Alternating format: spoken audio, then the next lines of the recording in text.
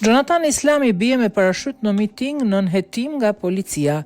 Një ngjarje pazakont ka ndodhur gjatë një mitingu elektoral 2 ditë më parë në Himar, për të impresionuar qytetarët që në fakt s'ka nevojë për show.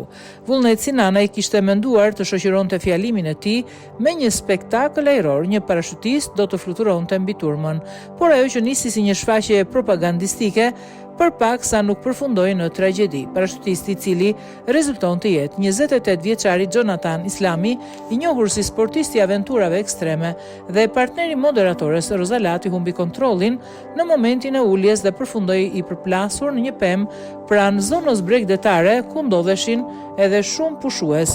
Fatmirësisht Islami ndodhet jashtë rrezikut për jetën, megjithatë ka pësuar një dëmtim në këmbë. Ngjarja shkaktoi panik mes qytetarëve të pranishëm, të cilët u vënë në rrezik nga ulja e pakontrolluar e parashutistit.